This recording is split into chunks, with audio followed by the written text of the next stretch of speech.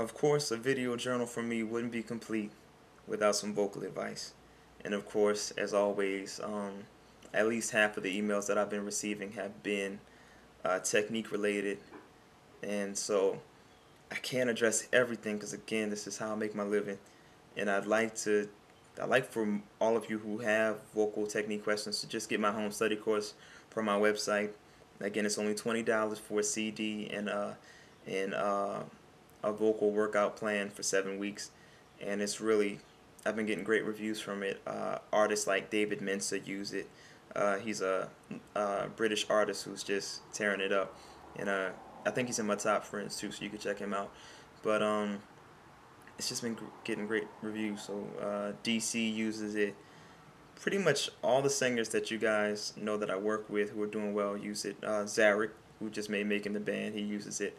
And it's just a great way, no matter what your skill level is, to keep your voice in shape and keep your voice tuned up and to just improve, no matter how great you sound already, just to kind of keep things toned up and make singing easier and to strengthen up your range and everything like that.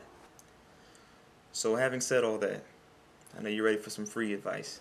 So the most popular question that I've been getting the past few weeks has been about range and high notes. And everybody's been asking me about my falsetto and head voice registers and how I go from one part of my voice to the other part and how I make it strong and how do I control it and stuff like that. So I'm going to address that right now. First thing we're going to do is go over a little terminology. Number one, falsetto and head voice are not the same thing. They may sound very similar in tonal quality, but they're not the same. Falsetto only uses the very outer edges of your vocal cords, so you'll always get a weak sound and you'll always have a flip, whether you want it to or not. Head voice uses a full third of your vocal cords, still a little bit, but more than falsetto, so you can get a stronger sound and it can blend in with the rest of your voice. So you can go from this voice on up into this voice without any kind of break, whereas with falsetto, you'd have that flip kind of thing happening.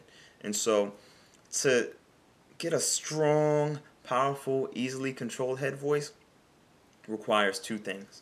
Number one is breath support. Some of you may be kind of familiar with the concept of breath support if you've taken lessons before, if you studied before. Breath support or singing from the diaphragm does not mean squeezing. It does not mean pushing from the abs. Breath support just simply means training your body to control the flow of air to your vocal cords. Your vocal cords are really small.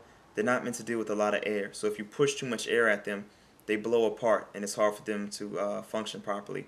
And then your neck will start to squeeze up to try to help out, and you don't want that.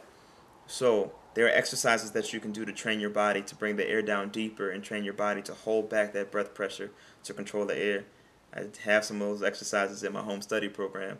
So I gave you one exercise, the sh exercise, in one of my other video journals. I think the last one or the one before that. So you can use that one. If you want more, you have to buy the program. The next part is coordination of the vocal folds. So that simply means learning how to allow your voice to cross over instead of trying to force it. A lot of people, when they reach that high point in their range, or that ceiling kind of place in their range where you feel like you're either about to break or crack or start yelling, you guys start to push harder or you let yourself flip. But if you just pull back on the volume, you can allow your voice to cross. So one thing that I want you to experiment with is some exercises that will help you discover how to cross from one point of your voice to the other.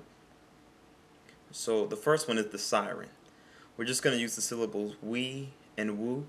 And so all you have to do is mimic these crazy sounds. Don't think about it too much. Don't overthink this. Just copy me. So it goes like this. Wee woo, wee woo. Anybody can do this. We do it all the time when we talk too, especially if you get excited in a conversation with some friends. You might go, man, I can't even believe she even almost, we just go up and down. But when somebody asks you to do it on purpose, then chances are you'll start to overthink it and try too hard, and you cause things to tighten up, and it robs you of, robs your voice of its ability to just cross effortlessly like that. So practice with the siren for one. The next thing is lip rolls. Lip rolls are great because they allow you to traverse throughout your range without any strain. So instead of you would go just on a lip roll, just like a motorboat kind of thing with your lips. And just practice going up and down through your range, trilling up and down on a lip roll. Yeah, you look stupid. And yeah, you'll sound stupid, but it works, and it helps to get you the sensations of crossing from one register of your voice to the next without the strain.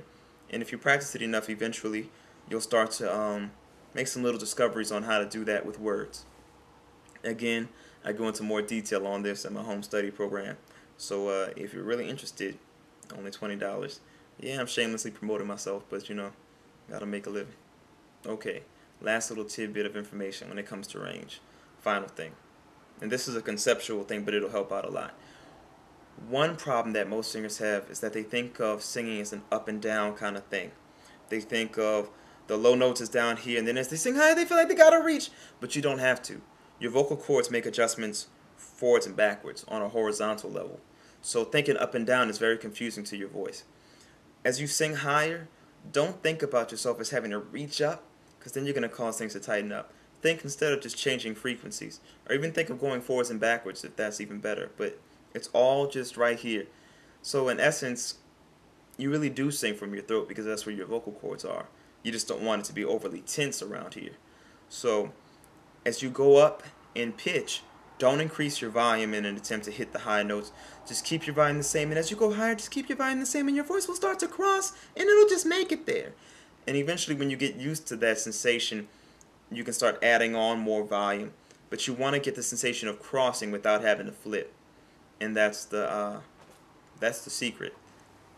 And again, it's not quite that easy for everybody, but that's why you can get my home study course for $20 on my website, aapproach.com.